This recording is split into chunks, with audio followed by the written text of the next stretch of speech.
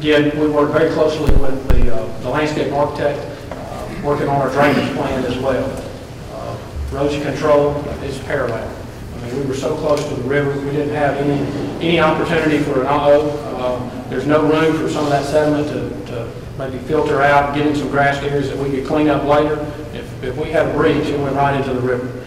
So we wanted to make sure we stayed very much on top of that and tried to do a lot of things to help with that. We used our detention pond here as a temporary settlement basin, which worked really well.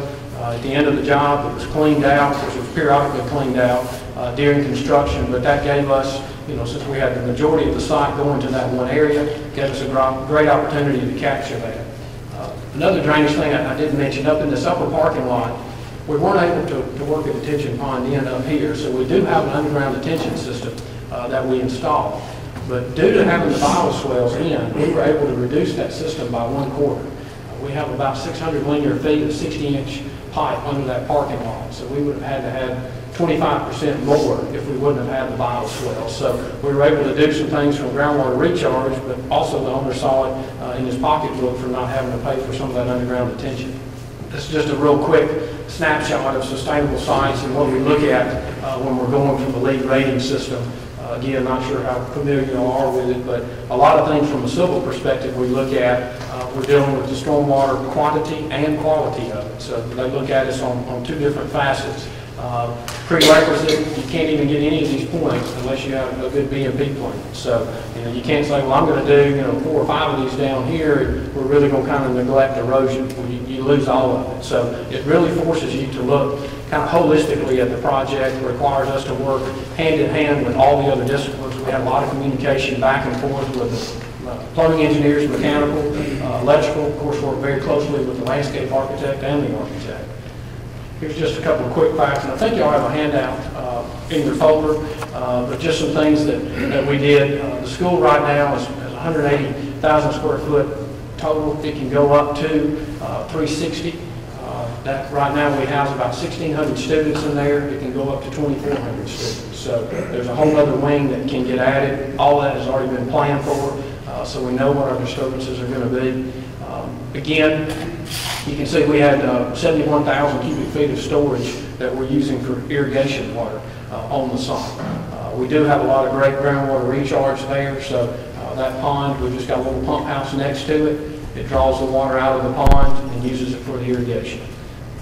Like I said, we provided about 17,000 cubic feet of storage just in those bioswales. They're only 8 feet wide, about 12 inches deep, but when you run those long parking lot lengths, you can very quickly pick up a lot of storage capacity and a lot of area and opportunity for that groundwater to recharge. We're just talking about green building aspects.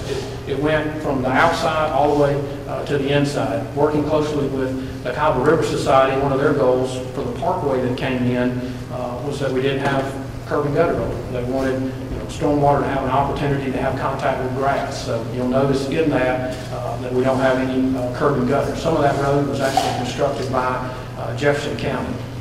Again, the woodland parking, I think, is probably one of the most unique features out there when you go there, because as you're driving down the parkway and turn back in, you're very hard pressed to see the site.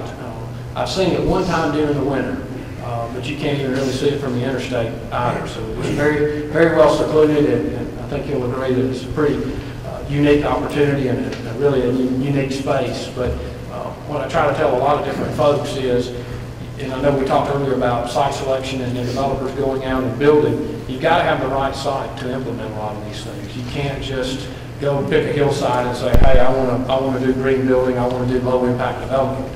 So you really need to look hard at the property and understand what your goals and opportunities are instead of just going out and buying a piece of dirt. We encourage you to get involved with a civil and an architect early on before you sign up on that property. Because a lot of times the property's there, the owner says, this is my goal, here's my budget, you got to design it. And we're going to design it. We're going to do the best we can to have minimal impact, but at the end of the day, we do have to eat as well. So, we want to make sure that we're being good stewards, but if we can get involved earlier on in the project, we can do a whole lot better job of that. So just encourage you, on the municipal side, when you're talking to people and you're trying to look at things, say, well, have you contacted somebody about this? Have you talked about it? I know on a lot of sites, we did the new corner high school. And it's very unique in the fact that we actually have a stream that bisects the school into two halves. We have the educational component on one side of the creek and all the administrative, admin, large assembly on the opposite side. And we connected them together with two pedestrian bridges.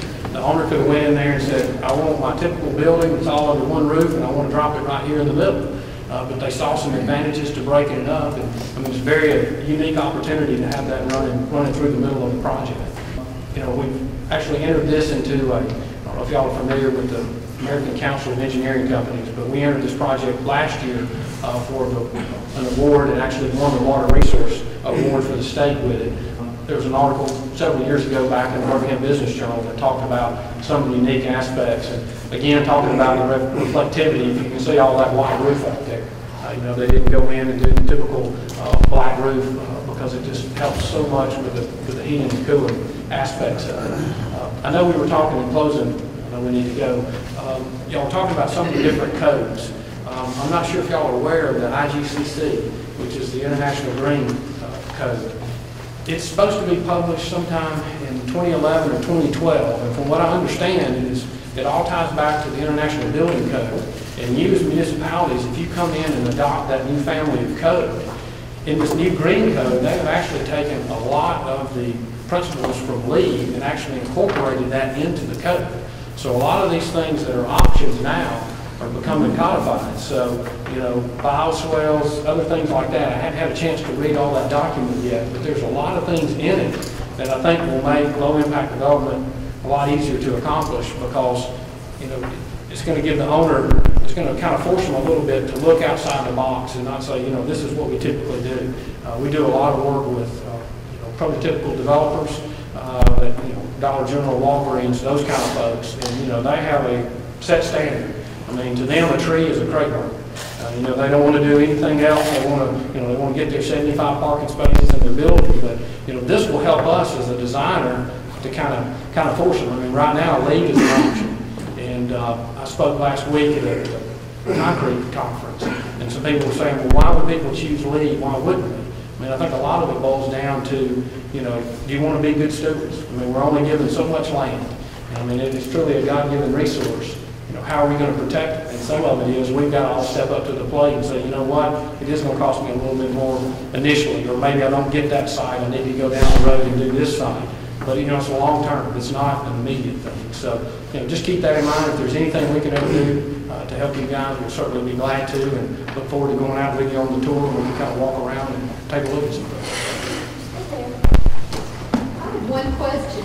Rick, you mentioned earlier on the cost of the building, and I think from some of our conversations, and remind me if I'm wrong, that a lot of the additional costs are building costs, but when it comes to site and stormwater costs and where you implemented low-impact development, such as in the woodland parking, were there cost savings involved in that aspect? Yes, I mean, you know, we minimize our clearing, our grubbing, our erosion control, our storm drainage, and curb and gutters. I mean, there was a lot of savings from that standpoint. One thing we had in there that I wish would have got built, but it wasn't, we did have a lot of pervious paving in, quote, the Walmart parking area. And the reason being that got VE'd out is all the contractors were coming from out of state. We had nobody in Alabama that had that capability of doing it right. And that was one thing I mentioned to the concrete folks last week is, you know, we need y'all's help in getting us some good contractors that know how to install it, because it is very quirky material to put down. It's not, you just don't pave it. You pave it in strips. You actually have to leave out sections because, you know, I don't know if y'all seen it, but it pretty much looks like a Rice Krispie. And you can't go in there and get compaction on it. So you can't just keep pouring one strip and pour another. You actually have to leave gaps in it and come back and infill it. So, you know, they're working hard to try to get contractors here locally that are very good at putting that material in, which hopefully will give us another tool that we can use.